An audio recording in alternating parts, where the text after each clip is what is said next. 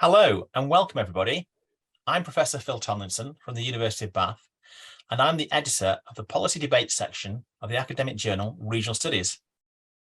Thank you for joining us for a very special award ceremony, which is the Regional Studies Editorial Board's best paper published in Policy Debates for 2022. Policy Debates is a periodic section in Regional Studies which provides a forum for interdisciplinary analysis and debate about important regional policy issues of international relevance in urban and regional development.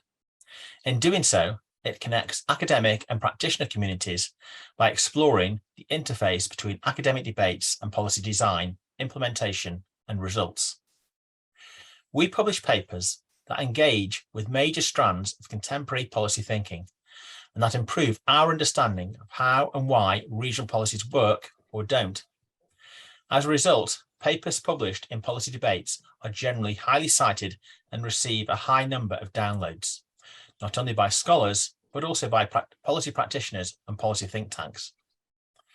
I am delighted to announce that the award for Best Paper in Policy Debates for 2022 goes to Dr. John Gibney from the University of Birmingham and Professors Joyce Liddle and Professor John Shutt, who are both from the Newcastle Business School at Northumbria University. And this award is for their paper entitled Brexit Disruption and Transborder Leadership in Europe. This is an excellent and truly insightful paper that ticks all the boxes required and more for publication in Policy Debates. It was salient, novel, analytical, accessible, and highly stimulating. The paper itself was highly salient and deals with a live policy issue, the impact of Brexit on transborder relations between English and EU city and regional leaders. Much of the existing research on Brexit has tended to focus on the economic impacts. The novelty in this paper is to consider the more intangible and relational aspects of Brexit in the context of city leadership and cooperation, which are invaluable for knowledge exchange and policy learning. Drawing upon unique interview data on both sides of the channel, the paper highlights the new frictions and challenges encountered in English-EU transborder relationships. In doing so, the paper offers new insights and lessons for city and regional leaders who seek to maintain and develop transborder relations where there are mutual interests. So, on behalf of Regional Studies, welcome to Joyce and both Johns, and many congratulations. Would you like to say a few words, John? Okay, thank you very much, Phil, for that. That was a lovely endorsement, and I think we're really glad to be here, delighted to have won this award. I should say that I think as a writing team, we really enjoyed doing this research and enjoyed the opportunity of developing this paper for the journal. You have some very strong reviewers, John, Phil, is what I'd say.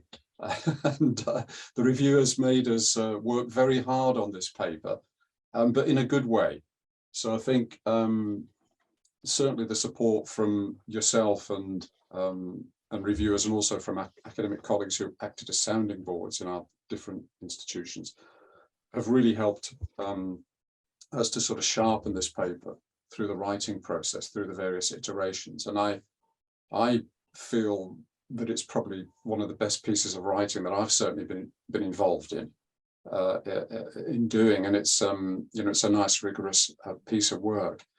I don't really want to say very much, I think, because I'll just bore you, Phil, so except to say that human relations, I mean, certainly at this current moment in time, it's pretty clear that human relations across borders, the quality of human relations across borders really matter when it comes to city and regional development, and certainly to the processes of city and regional development and to the outcomes.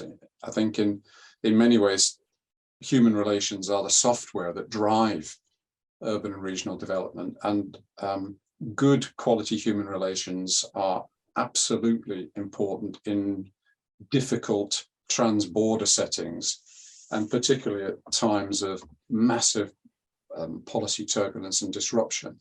So it was really nice to be able to develop this research and to do this writing for all of those reasons. I think the paper and the findings herald a new research agenda. We say a little bit about that at the end of the paper. I think Joyce and John probably say a bit more about that. You know, we live in strange leadershipy times in continental Europe and in the UK, and particularly in terms of the relationships between the two. And I think we need to develop refreshed understandings and explanations of what's going on, with a view to making it all work a little better, and for the well-being of all of us, I guess, Phil, as we go forward. So that all sounds a little bit grandiose, but I think those are some of the sentiments that are at the heart of this exercise as we took it forward. Joyce, do you want to? Yes, thank you very much, John. And I'd like to endorse John's comments, but also thank you, Phil, and thank RSA and my colleagues, my writing colleagues, because we are delighted to receive this award. As John said, you know, we enjoyed working together and writing together, but it wasn't without the difficulties, particularly the review process, in terms of they did force us into doing a lot of extra work, which was great. But actually, this work was a culmination of an RSA sponsored network that we set up quite a few years ago now, and we're hoping to continue with RSA conference next month. We'll be getting there together. John might say something more about this, John Shutt, in terms of what we hope to kick off in London. But we are delighted to receive the award, and thank you all very much. And I'm going to hand over to John, who might say a little bit more about our future thinking. John Shutt. Yes, thank you, Joyce. So I think we're aware that John Gibney has a lot of patience, and probably more patience than Joyce and myself, in responding to the reviewers. So it was great to work on this paper and think through some of the things that have been happening. We've all been associated with some leading city local authorities, and it's very important to keep up the work that we're doing. And we've talked about the new place leadership in Europe research seminar series that we're going to kick off in Newcastle next March, for looking at the programme for 2023 to 2025. And we've brought together 5 international universities to work with us and work with regional studies, and that's ESCA in France, it's the Tampere University in Finland, it's Birmingham University and Northumbria University in the UK, and it's working with the University of Economics in Prague, looking at leadership and governance in transnational city and regional development across Europe at this crucial time, and not just in Europe, but globally. And we're hoping to sort of build on the achievements of this regional studies paper and look to the future and think through in 5 key seminars, which end up with a major conference at Birmingham University in 2025. So we're very glad that achieving this award has spurred us on to do further global and transnational research. Over to you, Phil. Thank you, and congratulations again to John, Joyce and John. And I would also like to thank all the reviewers and all other contributors to policy debates and regional studies over the last 12 months.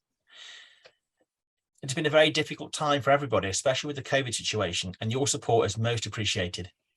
Regional studies goes from strength to strength, and in the policy debate section, we're looking to publish more innovative, policy-facing and salient papers that seek to shape regional and urban studies debates. Full details of the types of paper we accept are on the Regional Studies website. Thank you all for joining us virtually today, and I hope to see you all in person at a Regional Studies event soon. Goodbye. Thank you, Phil. Thank you very much. Thank you.